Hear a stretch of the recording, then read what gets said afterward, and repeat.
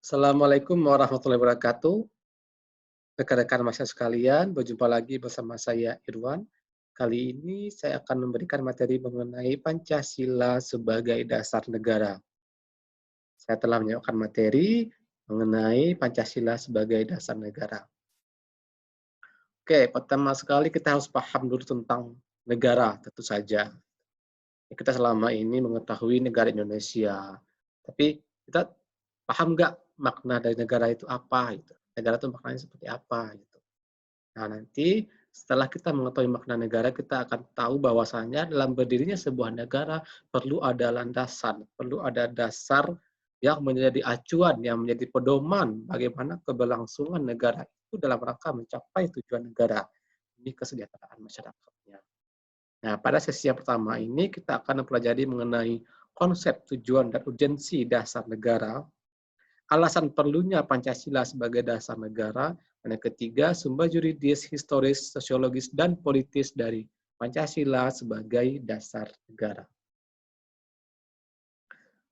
Selanjutnya, kita harus paham dulu nih definisi negara tentu saja. Nah, ini sudah ada saya cantumkan beberapa definisi negara melalui pendapat para ahli. Aristoteles mengatakan bahwa negara adalah persekutuan daripada keluarga dan desa untuk memperoleh hidup yang sebaik-baiknya. Pendapat yang sama dikemukakan oleh Jim Odang dan Hugo Wolthius.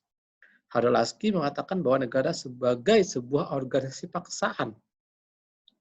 Berbeda lagi dengan pendapat dari Woodrow Wilson mengatakan bahwa negara adalah rakyat yang terorganisasi untuk hukum dalam wilayah tertentu.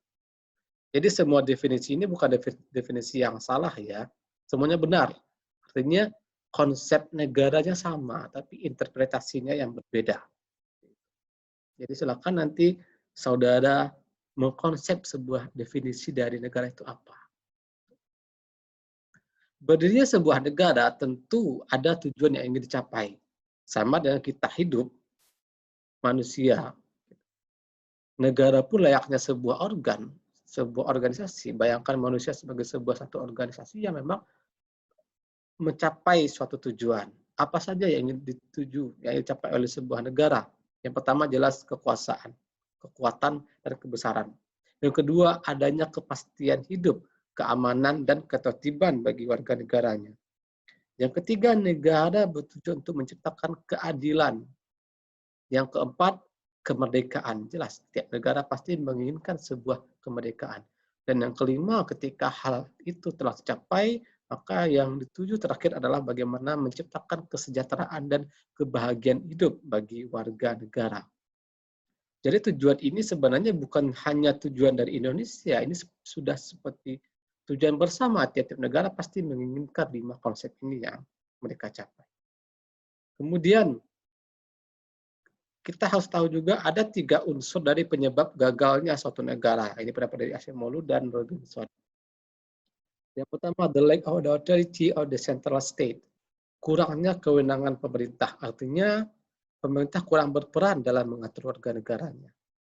Yang kedua, much more fragment elites. Ketika kelompok-kelompok elit politik terfragmentasi, terkotak-kotak, terbagi-bagi kepada kubu-kubu, baik atas dasar partai politik, isu-isu sara, dan sebagainya. Ini dapat memicu disintegrasi atau perpecahan, sehingga tujuan negara tidak akan tercapai. Yang ketiga, change from central commando to crony capitalism. Ketika adanya peralihan komando, peralihan rantai kekuasaan dari pusat pemerintah kepada kelompok-kelompok kapitalis. Ini juga dapat memicu perpecahan dan tidak akan mencapai tujuan negara. Kemudian, kita akan belajar mengenai bagaimana dasar negara sebagai landasan dan sumber. Jadi Pancasila sebagai dasar negara dapat kita ketahui yang pertama bagaimana dia membentuk negara, yang kedua adalah menyelenggarakan negara. Jadi membentuk negara ini dalam artian statis, kalau menyelenggarakan negara dalam artian yang dinamis. Poin-poin yang termasuk kepada membentuk negara itu adalah bentuk negara, sistem pemerintahan, azas politik, dan tujuan dari negara itu sendiri. Itu adalah sesuatu yang bersifat statis, tetap. Gitu. Yang kedua, dalam hal menyelenggarakan negara, sesuatu yang dinamis. Bagaimana mekanisme prosedur Kedua, bagaimana landasan nilai bagi penyelenggara negara dan warga negara itu sendiri. Yang ketiga, bagaimana kebijakan-kebijakan yang dilahirkan oleh pemerintah untuk mencapai tujuan negara. Kemudian, Profesor Mahfud MD mengatakan bahwa ketika Pancasila telah menjadi dasar negara Indonesia, maka setidaknya ada konsekuensi yang akan lahir, di mana ada 4 kaidah penuntun dalam pembuatan kebijakan negara, terutama dalam politik dan hukum.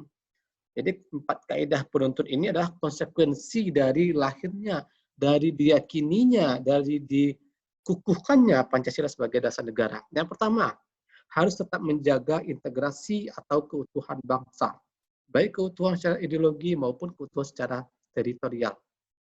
Yang kedua, harus didasarkan pada upaya untuk membangun demokrasi. Yang ketiga, harus didasarkan pada upaya membangun keadilan sosial bagi seluruh rakyat. Secara ideologis prismatik antara individu dan kolektivisme yang bertitik berat kepada kesejahteraan umum dan keadilan sosial. Dan kaidah penuntun yang keempat adalah bagaimana Pancasila sebagai dasar negara harus didasarkan pada prinsip toleransi beragama yang berkeadaban. Pancasila sebagai dasar negara merupakan salah satu hasil budaya yang sangat penting dan warisan jenius bangsa ini. Kita katakan jenius memang karena Pancasila lahir bukan sesuatu yang otodidak, bukan tiba-tiba ada, tapi berasal dari pemikiran, lahir dari intisari dari pemikiran para tokoh-tokoh bangsa. Nah, bagaimana pemikirannya dapat Anda ketahui dari materi mengenai Pancasila sebagai sistem filsafat. Kemudian, walaupun secara formal Pancasila telah menjadi dasar negara sejak dikukuhnya pada 18 Agustus 45 melalui pembukaan Undang-Undang Dasar, namun jauh sebelum itu, kepribadian Pancasila sudah ditanamkan oleh bangsa Indonesia, yaitu percaya kepada Tuhan, religius, semangat toleransi, gotong royong, musyawarah untuk mencapai mufakat, dan juga adanya solidaritas dan kesetiakawanan sosial. Jadi nilai-nilai ini sudah menjadi dasar, sudah menjadi kepribadian bangsa Indonesia jauh sebelum Pancasila itu ada. Nah, selanjutnya, bagaimana sih perumusan Pancasila sebagai dasar negara? Nah, kalau kita tarik ke sejarah, yang pertama dilihat dari sidang pertama BPUPK. Yang mana pada 1 Juni Soekarno menawarkan 5 prinsip yang diberi nama Pancasila.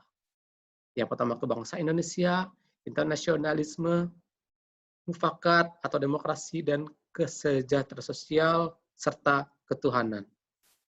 Kemudian pada sidang PPKI lagi dibentuk panitia kecil pada 22 Juni 1945 dirumuskan Piagam Jakarta. Yang pertama, bunyinya ketuhanan dengan kewajiban menjalankan syariat Islam bagi pemeluk-pemeluknya. Kemudian kemanusiaan yang beradab, satu Indonesia, kerakyatan yang dipimpin oleh kebijaksanaan dalam pemusyawaratan perwakilan, serta keadilan sosial bagi seluruh rakyat Indonesia. Dan yang terakhir, alur yang terakhir pada sidang PPKI, di mana Pancasila dalam pembukaan Undang-Undang Dasar 45 pada 18 Agustus 45 telah dikukuhkan melalui 5 sila melalui pembukaan Undang-Undang Dasar tahun 1945. Jadi rumusan resmi Pancasila itu ada pada pembukaan Undang-Undang Dasar tahun 1945. Selanjutnya kita akan mempelajari sumber yuridis, kemudian ada sumber historis, sumber sosiologis, dan juga sumber politis dari Pancasila sebagai dasar negara. Ini memang hanya poin-poinnya saja saya sampaikan, materi lebih lanjutnya bisa Anda baca di modul yang telah disediakan. Secara yuridis, penetapan dan peneguhan Pancasila sebagai dasar negara terdapat pada yang pertama pembukaan Undang-Undang Dasar Negara RI tahun 45. Yang kedua, TAP MPR nomor 18 garing MPR garing 98 tentang pencabutan TAP MPR nomor 2 garing MPR garing 78 tentang pedoman penghayatan dan pengembangan Pancasila yang kita kenal dengan P4, dan penegasan Pancasila sebagai dasar negara. Ketiga, Undang-Undang nomor 12 tahun 2011 tentang pembentukan perundang-undangan, bahwa Pancasila merupakan sumber dari segala sumber hukum negara. Kemudian sumber historis. Berarti ini mengenai kesejarahan ya. Jadi bagaimana sejarahnya Pancasila dijadikan sebagai dasar negara dapat kita tilik dari bagaimana lahirnya bangsa Indonesia, mulai dari sejarah kerajaan-kerajaan sampai sejarah perjuangan kemerdekaan, meletusnya reformasi, dan sampai yang kita rasakan saat sekarang ini, yaitu sumber historisnya. Yang ketiga, sumber sosiologis. Yudi Latif telah mengemukakan sumber sosiologis Pancasila sebagai dasar negara. Ada 5 poin yang dikemukakan. Yang pertama, nilai ketuhanan sebagai sumber etika dan spiritualitas yang bersifat transendental. Yang kedua, nilai-nilai universal bersumber dari hukum Tuhan, hukum alam, dan sifat-sifat sosial yang horizontal dianggap penting sebagai fundamental etika politik. Dan juga poin yang ketiga, keempat, dan yang kelima. Jadi nilai-nilai ini terkandung dalam Pancasila, dalam tiap-tiap sila Pancasila, dan merupakan sumber sosiologis dari pentingnya Pancasila sebagai dasar negara. Yang terakhir, sumber politis, di mana dikemukakan bahwa sila-sila Pancasila itu merupakan wujud dari sikap politik bangsa Indonesia dalam menentang berbagai bentuk penindasan dan penjajahan. Perjuangan bangsa Indonesia ini merupakan perjuangan politis. Ya, dikatakan politis ya, karena kita menentang setiap kebijakan pemerintah Hindia Belanda yang tidak berorientasi pada nilai-nilai yang tumbuh dan berkembang dalam masyarakat Nusantara. Namun dia berorientasi kepada ekonomi, berorientasi kepada bagaimana upaya mencapai tujuannya sendiri dengan mengabaikan nasib bangsa. Baik, pada sesi ini sampai di sini materi yang saya sampaikan. Untuk lebih lanjutnya kita bisa berdiskusi pada kolom diskusi yang telah disediakan, dan juga Anda dapat memperkaya materi dengan modul yang saya berikan dan sumber-sumber lain yang memang banyak tersebar mengenai materi Pancasila sebagai dasar negara.